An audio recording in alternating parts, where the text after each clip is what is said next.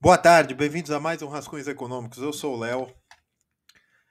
No vídeo de hoje, eu estou a fim de arrumar confusão. Não confusão. Vocês sabem a proposta do canal é Economia como Ciência. E eu disse que eu não trataria de finanças durante um determinado tempo, né? Mas, enfim, a necessidade da vida se fez necessária, né? Eu vou tratar um pouco de finanças com vocês, mas críticas à educação financeira. Léo, você é um economista, então evidentemente que você fala de finanças. Até teve um abençoado filho de Deus, ah, um cidadão brasileiro, acredito eu, né, falante da língua de Luiz de Camões, né, at least, ao menos, né? Ele disse nos comentários, naquele vídeo lá da Selic e tal, né, que aquele vídeo era uma crítica, crítica não, a conjuntura, uma análise crítica à conjuntura macroeconômica brasileira, né? E o que vocês se interessaram realmente foi que o CDI de 14 a 24, né, de 2014 a 2024, rendeu 4% em dólar. Vocês adoraram isso, né? O vídeo se tornou 40 mil visualizações e contando, né? E um filho de Deus veio comentar o seguinte: ele mandou uma variedade de itens, de uma lista, né, de índices e o caramba, perguntando uma série de coisas. Eu falei, meu amigo, eu não trato de finanças nesse canal. Esse canal é de economia. Aí ele falou, a economia só serve para finanças. Fora isso, a economia não tem utilidade. É, eu não sabia se eu ofendia o nosso querido, a nossa querida audiência, né, representada nesse Filho de Deus, ou se eu chorava, né? Eu resolvi não fazer nenhuma coisa nem outra. Eu resolvi vir aqui e fazer mais críticas à educação financeira. Léo, o que esse vídeo vai me apresentar? Eu fiz uma tabela aqui do rendimento do Ibovespa em dólar, tá? E eu fiz um cálculo que eu peguei uma outra data de 2014 a 2024. Eu fiz de novembro a novembro, né? De 14 a 24. E que, na verdade, o CDI rendeu 2% em dólar. Mas eu já vou nisso aí. Eu quero fazer algumas críticas à educação financeira. E eu quero fazer algumas críticas ao pensamento de vocês e, pelo que eu vejo nos comentários, evidentemente, mas qual é a minha proposta nesse canal? Primeiro de tudo, e responder uma outra crítica também que eu vi muito nos comentários. Aquele vídeo da Selic deu 3 mil comentários, 3 mil likes ou 1000 comentários, ou o contrário, ou o mesmo, não sei. Mas deu um milhar, ou uma milhar ou milhares de comentários. Veja, o que eu quero com esse canal? Eu quero mostrar para vocês, abrir os olhos de vocês contra o investimento. Eu quero que vocês todos sejam pródigos, ou seja, gastadores. Não. Primeiro de tudo, eu quero modificar a relação de vocês com o dinheiro? Não. Não. O que eu sou? Eu sou um economista. Eu não vou pôr registro se eu tenho ou se eu não tenho número de conselho regional. Eu não vou colocar currículo Lattes se eu tenho, se eu não tenho. Não vou pôr essas coisas. Por quê? Porque eu estou tratando de ciências econômicas. Né? Eu não mostro meu rosto porque a autoridade está aqui. Este papel, essa caneta e os dados que vocês podem pesquisar, os conceitos econômicos, esse tipo de coisa. Eu quero que vocês entendam o seguinte: economia é uma ciência. Léo, mas eu cliquei esse vídeo porque você está falando de educação financeira. E eu quero saber onde eu vou colocar o meu rico dinheirinho. Tá, tudo bem. Você pode aproveitar esse vídeo para saber onde você vai colocar seu rico dinheirinho? Pode, pode.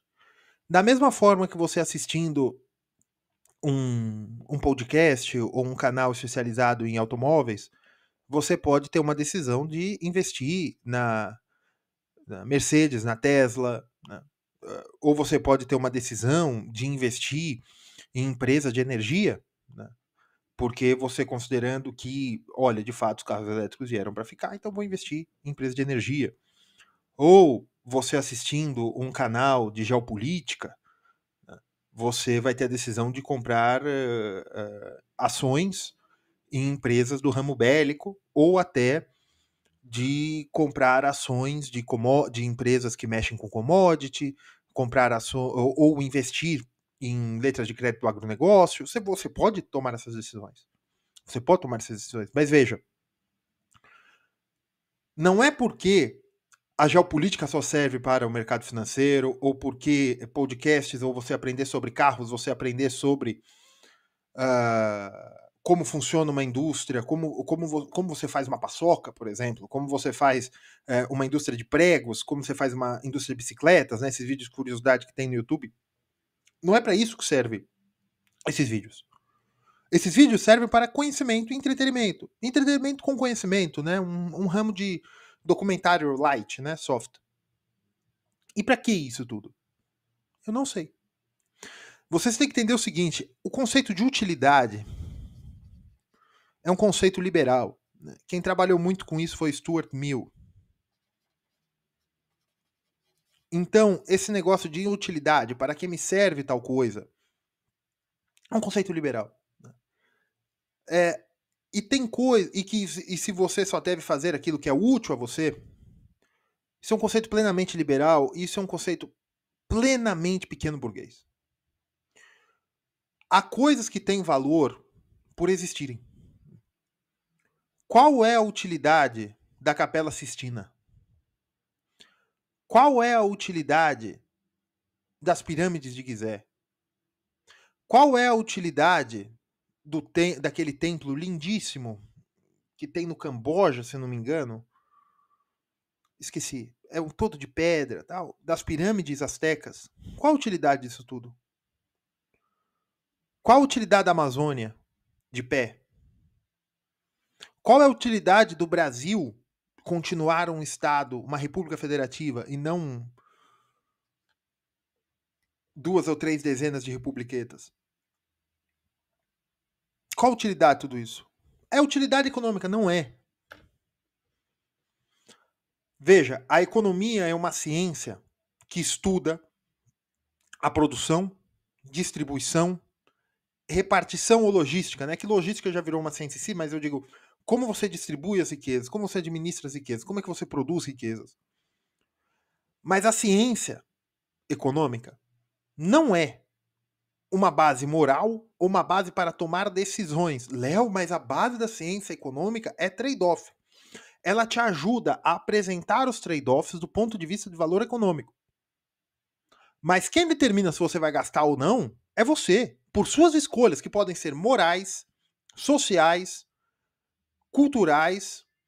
A cultura embarca moral, mas vocês entenderam o que eu quero dizer, porque tem culturas moralmente neutras, né? Por exemplo, tem escolhas culturais que são moralmente neutras. Se eu prefiro uma casa na praia ou uma casa no campo, né? Por que você tem um valor diferente? Tem gente que prefere montanhas, prefere praia. Então tem gente que pagaria uma fortuna por um apartamento com uma vista para uma montanha famosa, ou uma montanha apreciada para aquela cultura, e tem gente que pagaria por uma vista ao mar. E você entende o que eu quero dizer? Então, tem coisas culturais e, bem, enfim. Então, qual é a utilidade da economia? Hoje, no Brasil, por que o brasileiro só pensa em dinheiro? Por que o brasileiro só pensa em dinheiro? Porque o Brasil é um país miserável. Léo, mas como você diz isso? Nós estamos no G20, nós somos a 14ª, 15ª, décima não sei quanto, ou nona, ou oitava, pouco importa, a economia do mundo. O PIB per capita brasileiro é ridículo. O índice Gini brasileiro é um dos maiores do mundo. O que quer dizer, isso não é bom. Porque quanto maior o índice Gini, mais concentrada é a riqueza. Léo, você é comunista? Não. Não sou. Eu li a Rerum Novarum e recomendo que vocês leiam também. O que eu quero dizer é o seguinte. Tem um princípio da vida, né, que já teve explicações cosmológicas, astrológicas, religiosas, agora que está na moda, né, de neurociência. Porque é o seguinte, quanto mais você corre, ou persegue, ou deseja, idolatra alguma coisa, mais essa coisa corre de você. Léo, mas pelo esforço, mas se você vê até a biografia de grandes homens, aquelas pessoas alcançaram o que elas queriam por disciplina, por sorte ou por força de vontade, Mas no decorrer daquilo, elas transcenderam o objetivo. Né? E aquele objetivo se tornou um objetivo acessório do que elas realmente queriam fazer. Napoleão, né? Você tem vários exemplos. Né? O que você está querendo dizer? Por que o Brasil não vai para frente? Porque todo mundo só pensa em dinheiro. Porque todo mundo só pensa em dinheiro. Né? Veja, os gênios alemães do final do século XVIII, aqueles engenheiros do final do século XIX, perdão, aqueles engenheiros, aqueles políticos que depois fizeram a tragédia da Primeira Guerra, da Segunda Guerra, eu nem entro naquilo que nós não podemos chamar de gênio, a banalidade do mal, né? Mas o que eu quero dizer é, quem fez a Alemanha potência da Primeira Guerra Mundial, antes da Primeira Guerra Mundial? Quem fez os Estados Unidos? Não foi o sistema político, foram as pessoas, foram os gênios americanos, foram os gênios alemães do final do século XIX, foram os gênios ingleses do século XVIII, do século XVII, XVIII, XIX e XX. Né? Léo, o que você está querendo dizer? O que eu quero dizer é o seguinte, quanto mais você só pensar em dinheiro, quanto mais você só pensar em dinheiro, só pensar em finanças, e reduzir o seu funil em que tudo é finanças, finanças, finanças, finanças, você se acha a pessoa mais inteligente do mundo. Não, porque eu vi o índice, eu vi aquilo, vi isso, vi aquilo, vi aquilo. É o seguinte, o mercado financeiro é uma coisa que é o seguinte, as pessoas pegam um modelo de ciência econômica, né? Tem que aumentar a taxa de juros, porque o pessoal vê lá o modelo quantitativo da moeda, e com o modelo quantitativo da moeda, eles entendem, e até vocês ficaram bravos com o Renato, né?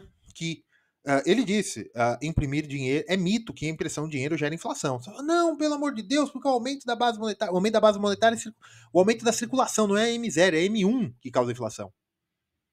Então veja, é isso, mas veja, você só ter dinheiro reservado, né? Porque o quantitative easing de 2008 não gerou inflação. Não, porque 2008 a 2009, né? Por que ele não gerou inflação? Não, porque eles exportaram inflação? Tá, então como é que alguns anos depois você tinha juros real negativo na Europa? E no Japão? Juros, e em alguns países, juro nominal.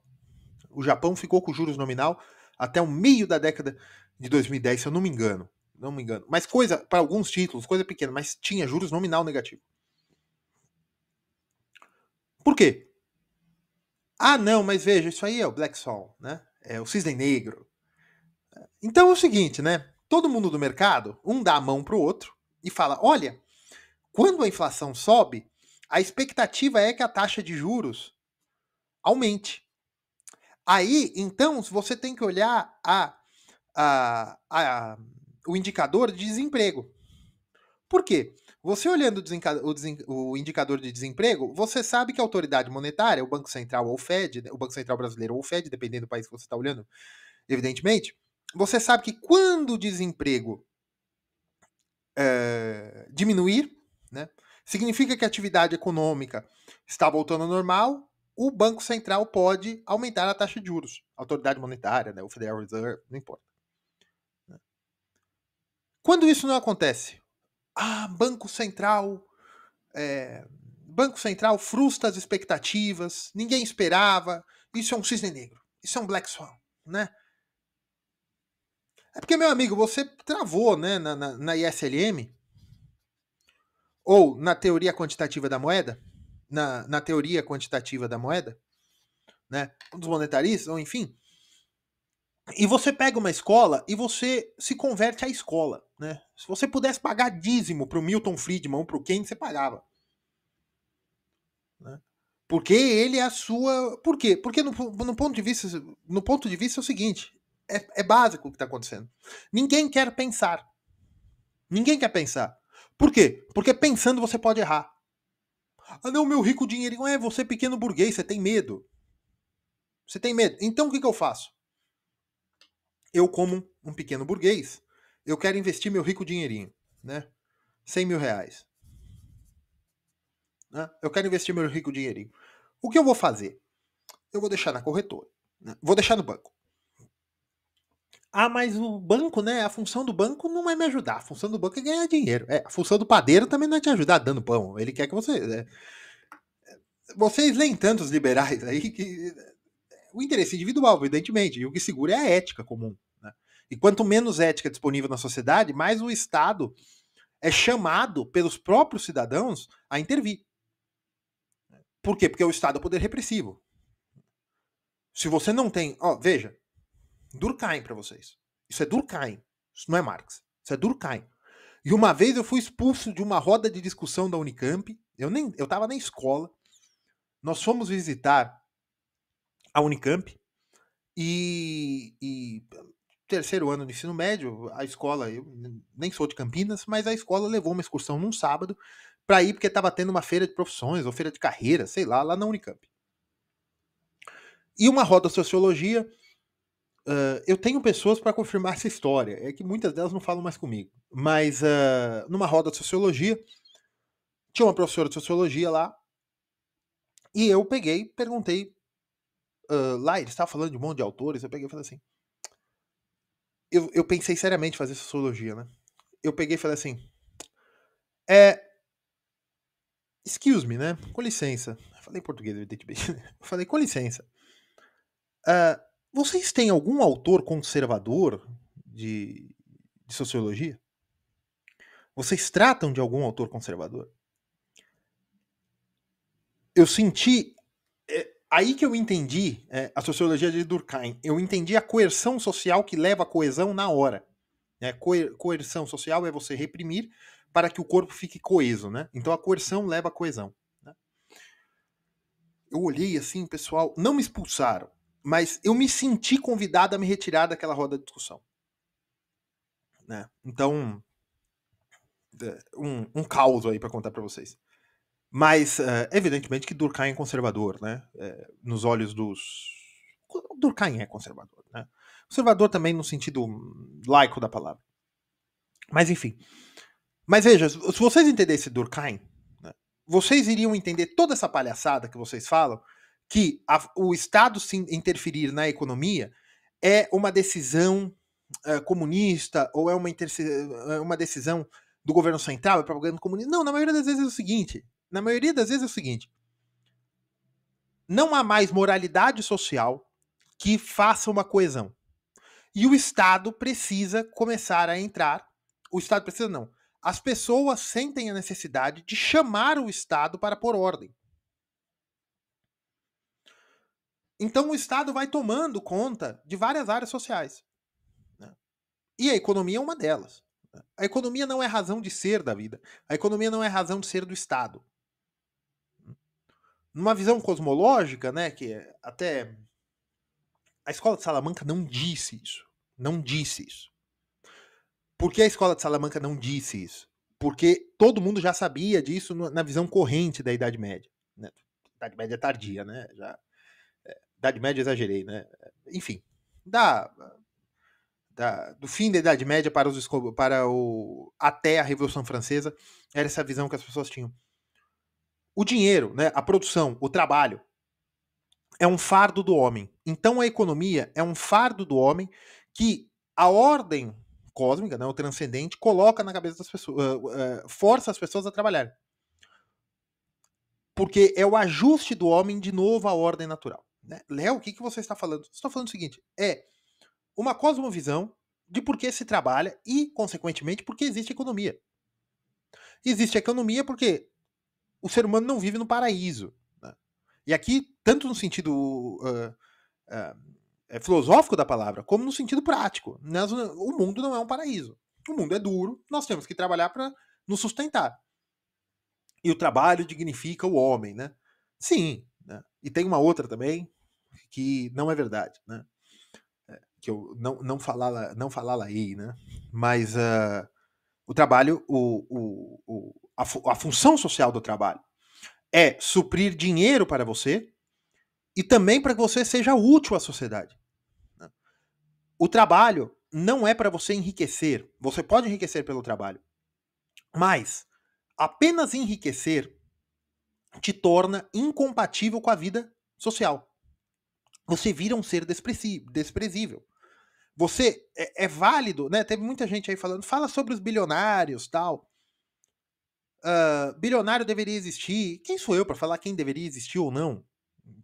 E a rigor, todos os seres humanos deveriam existir, né? A rigor, via de regra. Então, o que as pessoas estão falando é uma discussão muito antiga, né? É uma discussão medieval, né? Se é válido ou não o homem enriquecer, né? O entesouramento também, esse tipo de coisa. Mas veja, é válido. Contanto que o que a pessoa tira da sociedade, ou seja, o tesouro que ela guarda com ela, né?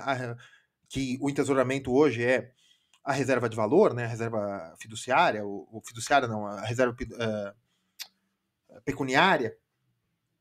É válido ela ter aquelas ações também, né? Reserva em ativos, esse tipo de coisa. É válido, contanto que o que ela deu à sociedade para retirar esse dinheiro da sociedade e assim acumular com ela, a pessoa, se o que ela ofereceu deu mais valor à sociedade do que esse dinheiro que ela acumulou. Então, um bilionário que tenha desenvolvido aparelhos de telefone, né, que as pessoas veem uma utilidade tão grande que gastam o valor de uma motocicleta nisso, ou seja, os bilionários do começo do século XX, que eu não sei se nominalmente eles chegaram a ser bilionários, mas hoje seriam bilionários, né? Henry Ford, o veículo, né? A massificação da produção dos automóveis, os bilionários, os barões ladrões, né? Aquelas ferrovias facilitaram a vida de muita gente. Então pode ser, você pode olhar casa a casa. Então, o problema do Brasil também é que a pessoa olha a finança como uma forma de se aposentar. Ah, Léo, mas olha, eu já tenho meus 40 anos e eu quero guardar um dinheirinho porque eu não posso depender do INSS. Então, se eu tiver de 20 a 25 anos, né, eu tendo 40 agora, né? Se eu tiver mais 20, 25 anos de horizonte de produtividade, eu guardando um dinheirinho, quando eu chegar no meu 60, 65, eu vou ter uma aposentadoria privada, uma reserva de valor, umas casas que eu guardei, ou títulos Selic, títulos atrelados Selic, né? Enfim, eu vou ter alguns ativos, algumas reservas de valor que podem me propiciar uma velhice. Bacana, bacana. Mas o que eu mais vejo, ou o que faz mais barulho da educação financeira no YouTube é o seguinte: moleque, você tem 16 anos, 16 a 25. Faz o seguinte: não compra casa, não compra carro, não se divirta, né? Não passe pelas atividades intrínsecas ao desenvolvimento social dos 16 a 25 anos no Brasil, né? Não passe por tudo isso, e algumas são boas e outras são ruins. Abra mão disso tudo, guarde um valor, né, para você se aposentar aos 40 anos. Para você se aposentar aos 40 anos e viver de renda. Gente, um homem de 40 anos viver de renda como rentista. Com esse objetivo. Não é. Léo, mas eu trabalhei a vida inteira, eu corro risco, agora eu com 40 anos quero me aposentar. Boa sorte. Vamos ver se isso faz bem pra você. Vamos ver. Vamos ver se faz bem uma pessoa de 40 anos ficar trancada em casa só gastando dinheiro. Vamos ver. Vamos ver. Não vou ficar trancado em casa não, Léo. Eu vou viajar o mundo. Tá bom. Vai virar uma adolescente. Você guardou todo o seu dinheiro de 16 a 25 anos, que é a idade de fazer, né? De fazer coisas não tão aceitáveis, né? Você guardou todo o seu dinheiro para quando você chegar aos 40 você viver como um adolescente. Vai lá. É isso que você tem que entender sobre educação financeira. Né? A educação financeira. Primeiro, que educação financeira é um negócio. Né? Por quê? Eu vou tomar muito cuidado aqui porque eu não tenho um departamento jurídico. Mas veja, a educação financeira é um negócio. Por quê? Quem provém educação financeira, né? O pessoal, vamos fazer educação financeira nas escolas. O currículo teria que ser muito light, né? Porque quando você diz, não, eu tenho que comprar bolsa, ou eu tenho que comprar título Selic, ou eu vou comprar fundo imobiliário, ou letra de crédito do agronegócio, letra imobiliária, tutti-quanti, cripto, tal.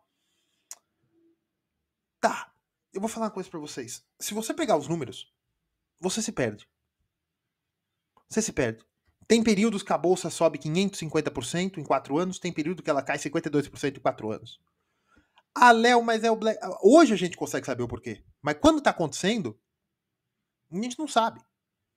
E você pode estar lá. Ah, o título CDI eu não preciso carregar. Você pode vender, né? Porque tem o mercado secundário terciário, enfim. Mas você sabe quando você tá lá? Não sabe. Você vai se guiar por quem? Pelo educador financeiro? O comprometimento de uma empresa que te presta serviços para te ensinar finanças, o comprometimento dela é com a educação? É para que você aprenda? O que eu ensino aqui é economia. Para que, e é uma coisa que vocês não gostam de mim, o pessoal fala, você fala, não falou nada. Meu amigo, isso aqui é uma aula análoga à graduação.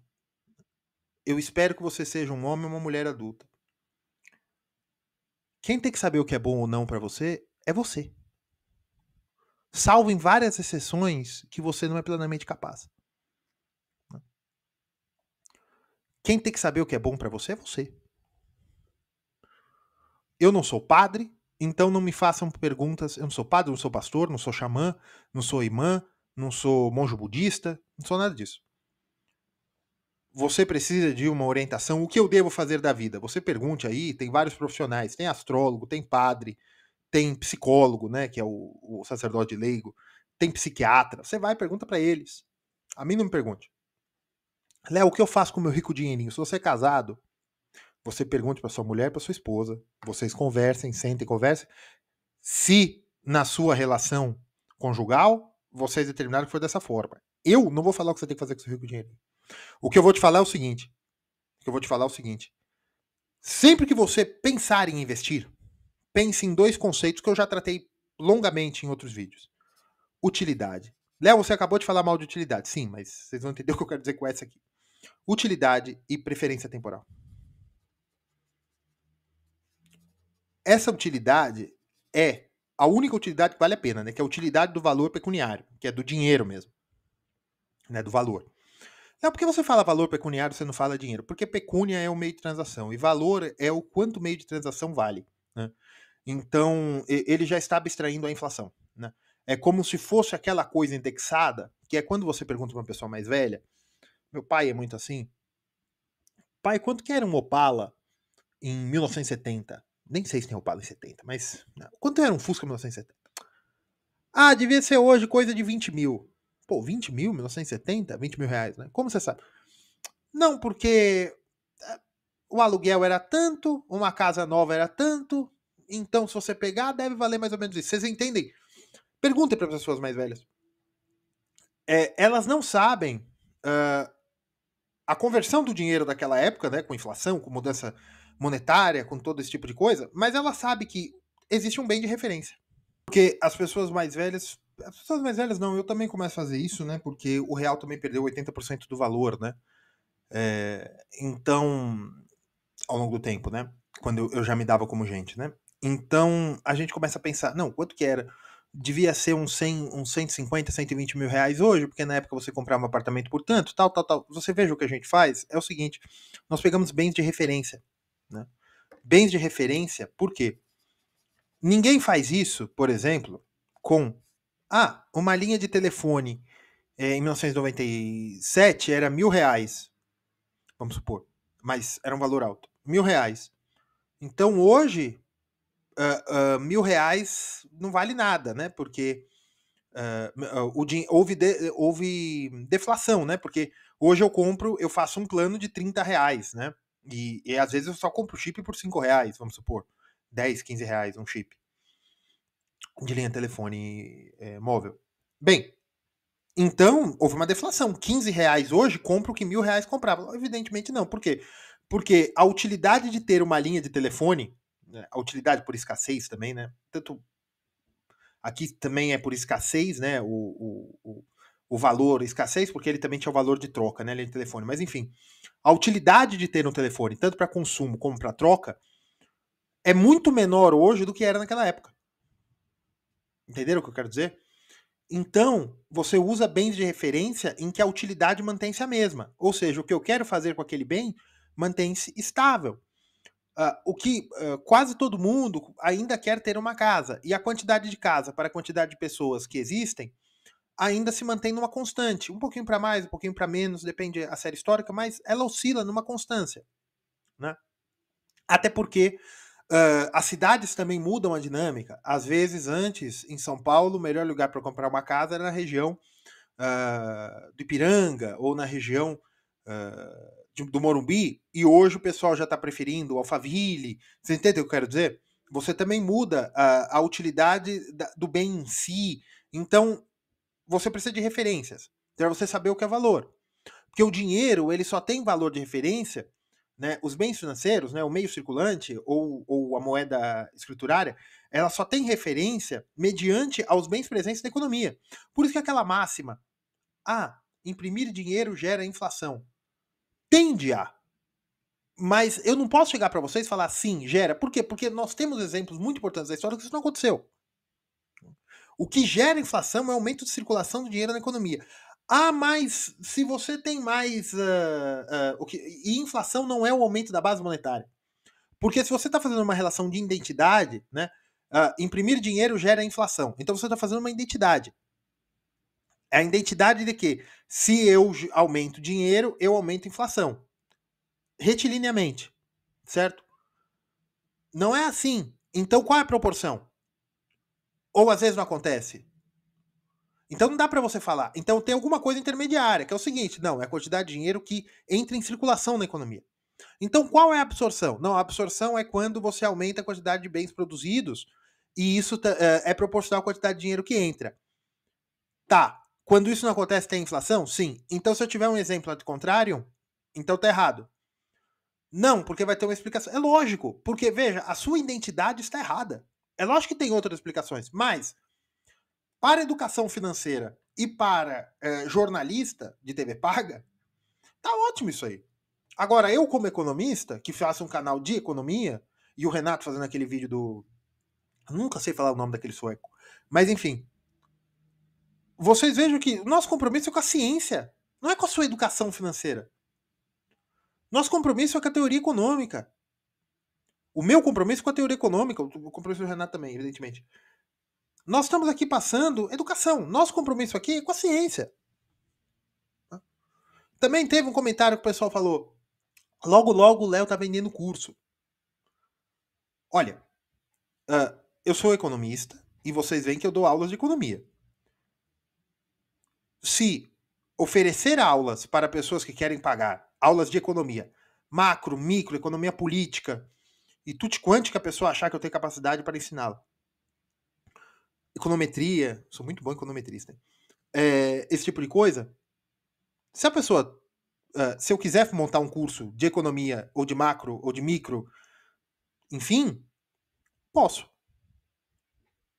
Eu entendo que o curso que você está falando é o seguinte: como ganhar dinheiro no mercado financeiro. Não, esse curso eu nunca farei. Por quê? Porque eu acho que não existe um curso assim. Eu acho, no meu horizonte de possibilidade, quem fala que acha e está vendendo, muito bem. Comprem, deem o feedback aí. Se eu tiver errado, por misericórdia, quando você ganhar bastante dinheiro, me dá uns R$100. Certo? Por misericórdia, assim. Mas o que eu digo é o seguinte: eu só faço o que eu acredito. Que nem teve aí, quando eu falei saiam do Brasil, muita gente veio e falou assim: então por que você não faz isso? A Red Dawn, baby. Já fiz. Eu vivo o que eu acredito. Léo, você investe dinheiro aonde? Esse canal não é de finanças. Né? Não só porque eu não quero me comprometer com isso. Não é só porque eu não acredito nas finanças, né, como uma coisa que vale a pena ser estudada, sim. Mas também que existem muitas regulamentações para você falar de finanças assim. Léo, mas veja, muita gente abre a câmera. Mas é problema deles. Eu tenho noção que existe muita. Eu não sei também se eles têm essas licenças, se eles não têm. Problema deles. Eu não tô acusando ninguém de fazer coisa errada. Porque eu tô falando o seguinte: eu sinto que eu não tenho. Que eu não cumpro regulamentações para falar de finanças. Até porque eu não vivo finanças. É isso que eu quero dizer. Certo? Tem algum. Teve um caso aí famoso. A Meta derrubou postagens aí de pessoal que estava dando curso sobre renda fixa. Curso normal, explicando como é que sobe, como é que desce. Eu fui ver o teor do curso, não é nada criticável. Mas não pode, porque tem CVM, tem não sei o quê, tal. Beleza. O que eu tô querendo dizer é o seguinte, se você quer começar a brincar no mercado financeiro, seja renda fixa, né, entesouramento, né, virar rentista, ou investidor via ativos financeiros, dê uma olhada nisso aqui, utilidade. Quando você é jovem, né, o dinheiro vale mais para você. Porque normalmente você tem menos do que você terá se a vida correr normalmente, porque o normal é você chegar numa maturidade da carreira, você ser absorvido pelo mercado de trabalho e começar a produzir mais. Né? E aí o dinheiro que você tinha quando você era mais jovem vale menos, valia naquela época mais, né? Porque existe um negócio chamado utilidade marginal do dinheiro. Quanto mais dinheiro você tem, menos valor você dá para cada unidade de dinheiro. Se você ganha 5 mil reais, você vai dar uma utilidade para 50 reais, que quando você começar a ganhar 50 mil reais por mês, você não vai dar mais aquela utilidade para 50 reais. Porque você tem muito mais 50 reais. Você entende o que eu quero dizer? Então veja isso, porque às vezes você está investindo, você está comprometendo coisas que você poderia ter, um sonho de casar, um sonho de viajar, de tentar várias coisas que é mais compatível com a idade da adolescência e até 24, 25, 26 anos, e que você está se comprometendo para você virar um adulto de 40 anos aposentado. Então, não estou falando que está certo, não estou falando que está errado. Né? A sua decisão. Inclusive, eu falei no vídeo, eu acho que eu vou dar uma editada ali. Né? Se vocês não viram falar antes, é que eu cortei. Mas veja, o que eu quero dizer é que você tem que dar uma olhada na utilidade e na preferência temporal. Quando você prefere guardar esse dinheiro? Sua preferência é baixa, é alta? Você quer investir tudo agora? E, Léo, eu não tomo empréstimo. Eu guardo 50 reais por mês. Tá bom. Eu tenho uma opinião completamente aversa à sua. Diferente. Não vou falar isso. Certo? Léo, mas o que você quer falar nesse vídeo? Só dar bronca, sim? Mas eu vou mostrar aqui para vocês. Pegando a tabela da... eu entrei, né, numa plataforma aí, o link está na descrição aí, de onde eu peguei um banco de dados de uma empresa, de um site particular, mas é um banco de dados confiável, utilizado pelo mercado. Eu peguei aqui maio de 4 em 4 anos, partindo dos anos 2000. Aqui é dia 2, dia 5, dia 29. Por quê? Porque eu quis pegar a máxima do valor do Ibovespa. O Ibovespa não é uma ação, tá, gente? O Ibovespa é o índice das ações mais negociadas, de vez em quando elas mudam. Tem uma revisão, esqueci o prazo, mas tem uma revisão até constante dentro do ano. E eles revisam, são as ações com maior liquidez tal, e eles fazem uma conta lá. Então, para você comprar o Ibovespa, as ações mais negociadas, você precisava de R$ 15.944, que foi o valor máximo em maio de 2000. Por que você pegou maio? Posso explicar ou posso esquecer, mas depois eu falo. Vocês vejam... por que eu peguei 2000? Porque eu não queria pegar ano de eleição. Tá? E eu queria pegar 2008 e 2020 para mostrar um negócio para vocês, tá bom? Veja, R$ 15.944, o dólar estava 1,80. Eu olhei esse número 50 vezes, eu achava que o dólar era muito mais baixo nos anos 2000, mas tudo bem. Você veja que o Ibovespa convertido em dólares eram 8.843 dólares, certo? Já em 5 de maio de 2024, que era o valor mais alto do Ibovespa no mês de maio, né, na máxima do dia, em 2.342. Eu tenho 2 dólares 968. Eu vou ter 6.851 dólares. Vocês vejam que em 4 anos o camarada teve, se ele tivesse comprado as ações referenciais do Bovespa a 15.944, ele teria em 5 de maio, ou seja, 4 anos e 3 dias depois de 2004, né? Ele teria 20.342 reais, ou seja, 27%. Este valor é 27% a mais que esse aqui, certo?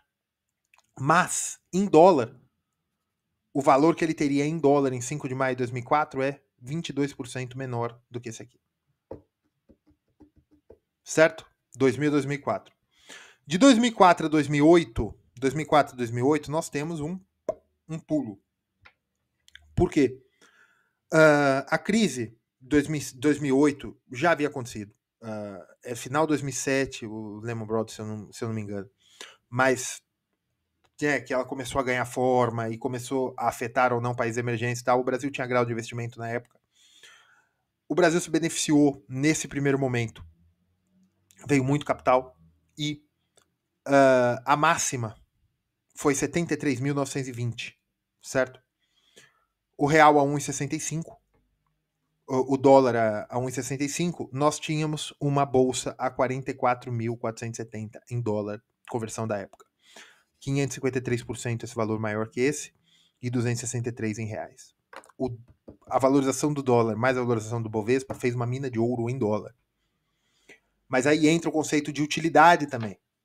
Na época você queria tantos dólares assim? Não queria, porque o dólar estava desvalorizando. Entende o que eu quero dizer? Ah, Léo, então veja, você derrocou aí o que você falou no vídeo da Selic, que você mostrou que dá para ganhar dinheiro no mercado financeiro brasileiro. Sim, dá. Acho que dá. Mas, se você tivesse comprado nos anos 2000, chegou em 2004, você pega e sai, ou pior, em 8 anos, gente, dá para você... 8 anos, depois que você chega aos 30 anos, não dá para garantir que você tá vivo. Primeiro de tudo. Né? E aí você tem também as valorizações, depois aqui aí já começa uma queda, né, 2008 para 2012, veja, o Brasil ainda não estava em crise. Mas, Léo, isso aqui é correção, concordo. Isso aqui foi correção. Isso aqui foi correção. A bolsa caiu em reais, né, e caiu em dólares também. O dólar valorizou um pouquinho, né, e você tem uma queda de 15% desse preço para esse preço e 27% deste preço para esse preço. Tá? Em 2 de maio de 2016, você vê que o valor em dólar continua caindo. Aqui o Brasil já estava em crise, tá?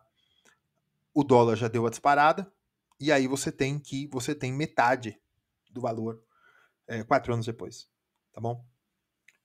E você tem, mas a queda em real não foi tão grande, mas o que pegou mesmo foi o dólar, né? 52%, 13% em reais. E aqui você tem 2020, Léo, mas é no auge da emergência sanitária, assim, é.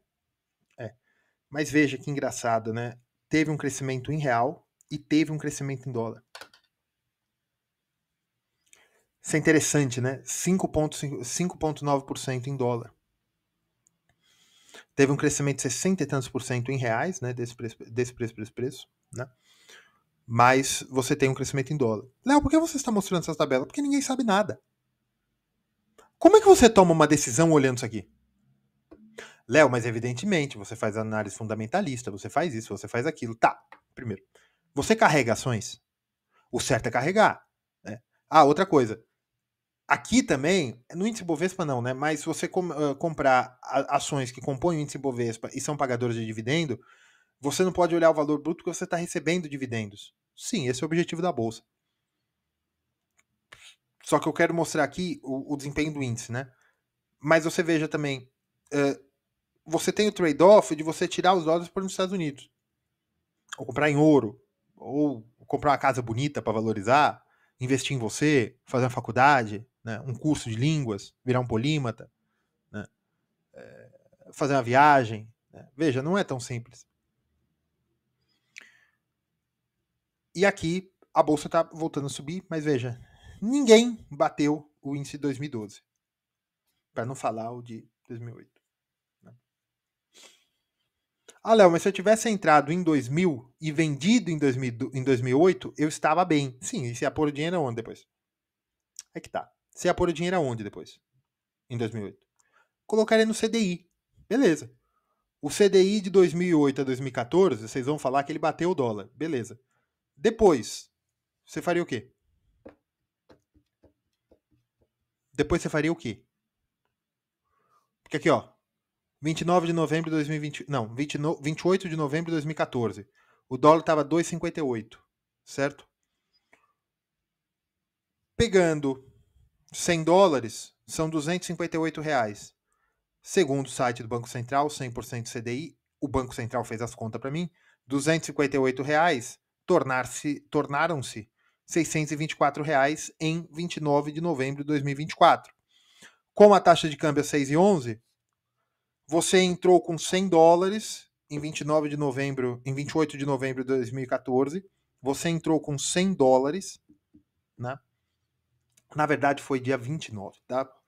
Porque foi o índice que eu peguei. Mas enfim, você entrou com $100, né? De dia 29 a dia 29. Você entrou com $100, você fez R$ 258, deixou a 100% CDI durante 10 anos. Na hora que você retirou, dia 28 dia 29 de novembro de 2024, na hora que você retirou, você tinha R$ 624, certo? Ótimo, Léo. Ótimo, ótimo, ótimo, ótimo. Deu 600 e tantos, deu muito. Ótimo, ótimo. Tá.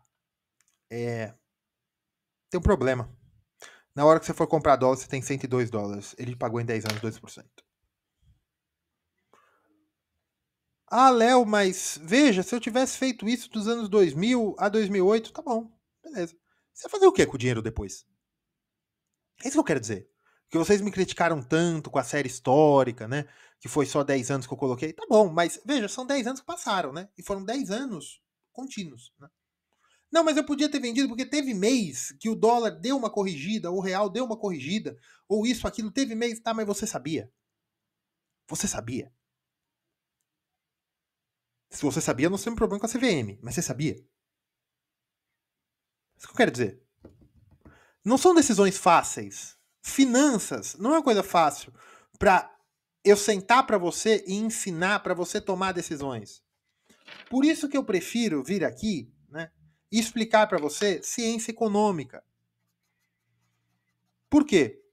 Eu posso explicar para você que para com esse negócio de Black Swan. Não, porque é uma coisa inesperada. Não é inesperada coisa nenhuma. Você que não sabia que isso podia acontecer. Não é inesperada. Foi inesperada para você. Não é um cisne negro. Até porque cisnes negros existem, certo? Então, se você entende o modelo e para de olhar economia como a sua religião.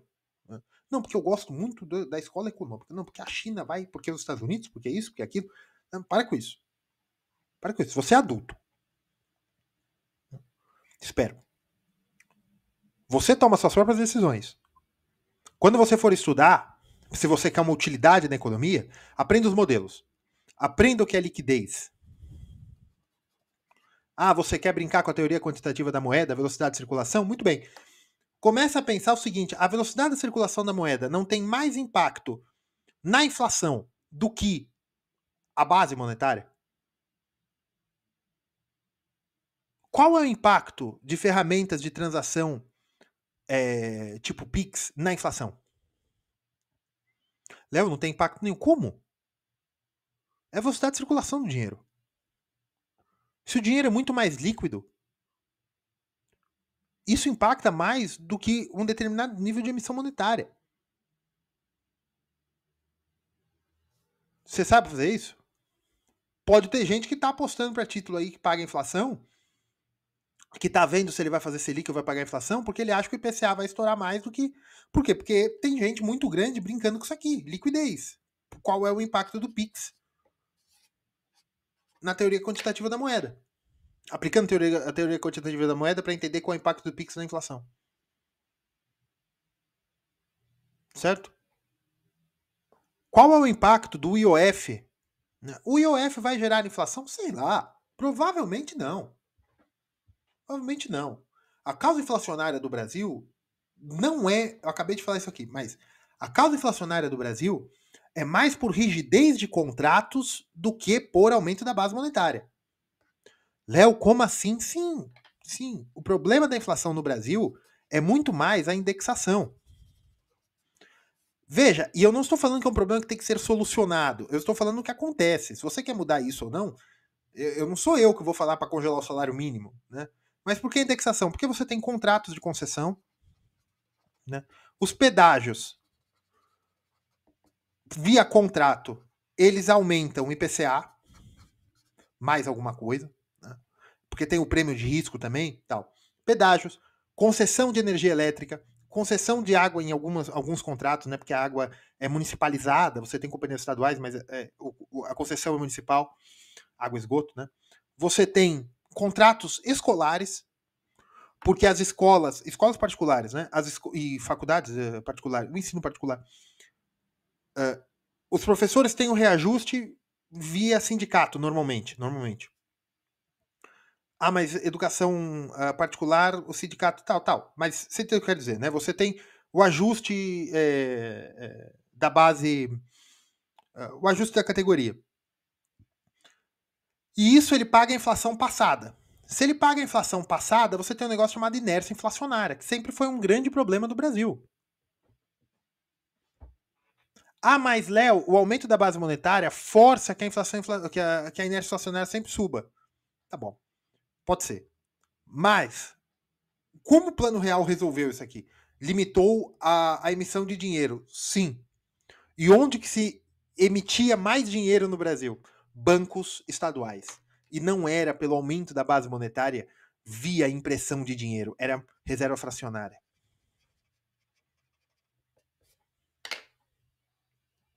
Léo, por que você está falando tudo isso? Porque se você quer brincar com finanças a longo prazo, você tem que saber isso. Léo, não preciso fazer isso, porque tem gente que eu conheço que me ensina economia no YouTube. Me ensina, economia sou eu, né? Ensina finanças no YouTube. Tá bom, vai lá. Eu tô falando o seguinte, eu tô falando termos bem amplos, vai lá procurar. Como o Plano Real resolveu a economia no Brasil? Ele atacou isso aqui e ele atacou isso aqui. E a emissão a emissão da base monetária. Aquilo ali era a conta movimento do Banco do Brasil e não foi nem o Banco Central, não foi nem o Plano Real que resolveu. Se eu não me engano, foi um dos planos do Sarney que resolveu a conta movimento. Se eu não me engano. Os bancos estaduais foram vendidos, a reserva fracionária deu uma diminuída. E os entes federados, né, os estados e municípios, município acho que nunca, né, mas os estados não podiam mais emitir dívida mobiliária. Se deu uma unificada na política fiscal. Esse é o problema da inflação no Brasil. Não, porque inflação é o aumento da base monetária. No Brasil? No Brasil?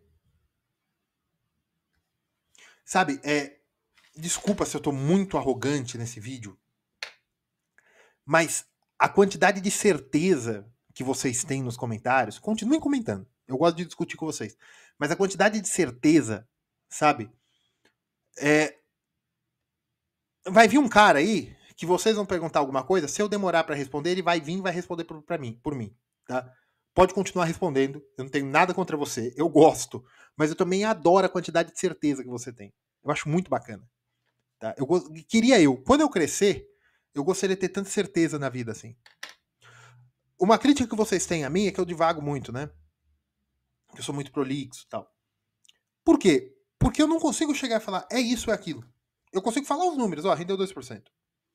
Ah, porque tem o carry trade. Não, o carry trade é de 9, o carry trade é de 9 a 11% no Brasil, porque o Brasil não tem grau de investimento. Não, mas isso impacta, tá, mas em que números? A gente não tem dados para saber quantos estrangeiros compram a dívida pública brasileira.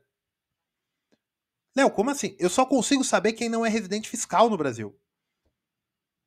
E muitos residentes não fiscais no Brasil moram no Brasil. Eles fazem uma manobra jurídica legal, mas, entendeu o que eu quero dizer? Não dá para saber. Não tem dados. Que nem o problema da jornada de trabalho. Eu abri o vídeo falando, gente, a gente não sabe quantas pessoas trabalham. Eu tô mexendo muito a câmera. Quantas pessoas trabalham na escala 6x1 no Brasil? Não dá para saber. Não, mas aí vem, né, gente? Não, mas eu trabalho, mas tá bom, mas não tem dado. Quem falou isso? O ministro do Trabalho. Que é do governo que quer aprovar isso. Não tem dados, a gente não sabe tanto assim quanto vocês acham. Por que economia é uma ciência? Precisa de dados. Olha, isso aqui é série histórica. O que dá para eu saber disso aqui? Nada, praticamente, também. Porque performance passada não diz performance futura.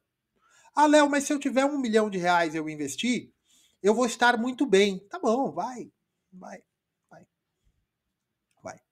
Quanto tempo você vai demorar para acumular R$1 milhão? Você tem renda suficiente para acumular R$1 milhão? Enquanto você está acumulando R$1 milhão, você está pagando aluguel? Ou você tá morando com seus pais? Ou você tá morando na rua? Com esse R$ 1 milhão, você podia ter comprado uma casa? Pra acumular esse R$ 1 milhão, quanto tarja preta você teve que tomar? Quanta cirrose você teve que acumular? Quanto sobrepeso você teve no seu trabalho sem ter qualidade de vida? Sobrepeso, não falando mal dos obesos, porque sou um, mas digo, qualidade de vida. Quanta qualidade de vida você sacrificou? Léo, isso não é educação financeira. É. A que importa? A minha. Parece que eu tô com raiva de vocês? Parece, estou. Ah, Léo, então eu tenho raiva de você. Tá bom, pode ter. Sabe,